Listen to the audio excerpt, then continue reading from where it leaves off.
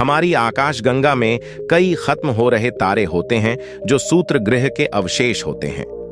ठोस पत्थर के गोले के तौर पर ये किसी तारे पर गिरकर खत्म हो जाते हैं। तारों के वायुमंडल पर नजर रखने वाले वैज्ञानिकों के मुताबिक सूत्र ग्रह हैं, पत्थर के बने होते हैं, लेकिन इनमें काफी पानी भी मौजूद होता है। इस नतीजे के आधार पर इस सवाल का उत्तर मिल सकता है कि पृथ्वी पर पानी कहां से आया। वैज्ञानिकों का अनुमान है कि हमारी आकाशगंगा में कई सूत्र ग्रह हैं। ऐसे होते हैं जिनमें काफी ज्यादा पानी है। यही पानी ग्रहों पर पानी की आपूर्ति करता है, जीवन को आगे बढ़ाता है। ब्रिटेन की वॉरविक यूनिवर्सिटी के शोधकर्ता रॉबर्टो कहते हैं, हमारे शोध से पता चला है कि जिस तरह के ज्यादा पानी वाले एक सूत्र ग्रह की बात हो रही है, वैसे ही सूत्र ग्रह है हमारे सौर मंडल में काफी ज्यादा संख्या में पाए जाते हैं। हालांकि शोधकर्ताओं के सामने सबसे बड़ा सवाल यही था कि पृथ्वी पर पानी कहां से आया। काफी पहले पृथ्वी पर सूखा और बंजर इलाका रहा होगा। इसकी टक्कर किसी ज्यादा पानी वाले सूत्र ग्रह से हुई होगी और इसके बाद उस ग्रह का पानी पृथ्वी पर आया होगा। अपने इस शोध को विश्वसनीय बनाने के लिए रानी को यह दर्शाना था कि ज्यादा जल वाले सूत्र ग्रहों की मौजूदगी सामान्य बात है। इसके लिए उन्हें पुराने तारे के बारे में जानकारी की जरूरत पड़ती। जब तारा अपने अंत की ओर बढ़ता है तो वह सफेद रंग के बौने तारे में बदलने लगता है।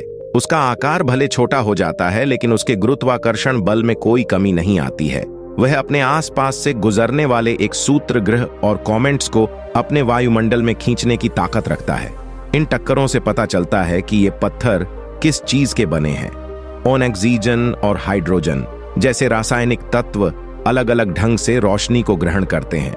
राडी के शोध दल ने खत्म हो रहे तारों ऊपर पड़ने वाली रोशनी के पैटर्न का अध्ययन किया।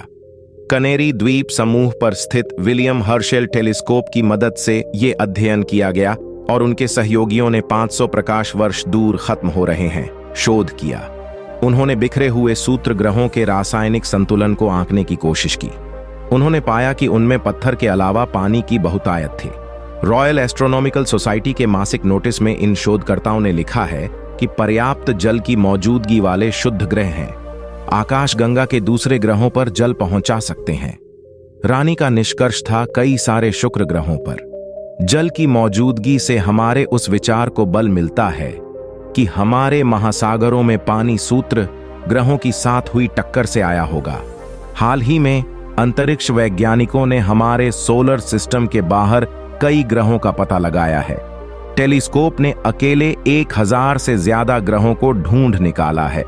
ऐसे बाहरी ग्रहों पर भी जीवन हो सकता है अगर इनका आकार पृथ्वी के समान हो या अपने तारे की गोल्डीलॉक्स जोन में हो, यानी पृथ्वी की ही तरह, जहां तापमान ना तो बहुत ज्यादा हो और ना ही बहुत कम, तो उन पर जीवन की संभावना हो सकती है।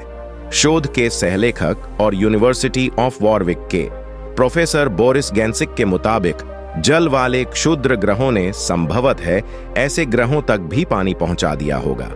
हम ये जानते हैं कि जल के बिना जीवन के अस्तित्व की कल्पना नहीं की जा सकती।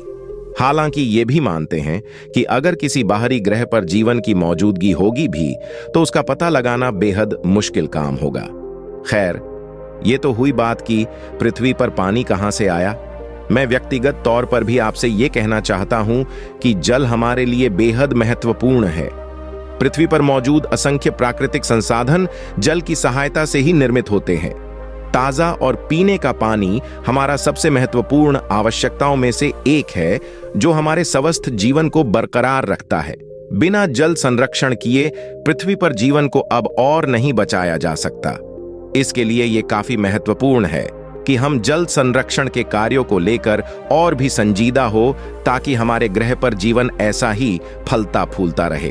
तो मेरे प्यारे दोस्त हो, आप जल संरक्षण के लिए क्या कदम उठाने वाले कमेंट बॉक्स में जरूर बताइए। ये वीडियो अच्छी लगी हो तो वीडियो को लाइक और शेयर कीजिए और इसी तरह की दिलचस्प वीडियोस को देखने के लिए चैनल को सब्सक्राइब भी कर लीजिए। पूरी वीडियो में बने रहने के लिए आपका दिल से बहुत बहुत धन्यवाद।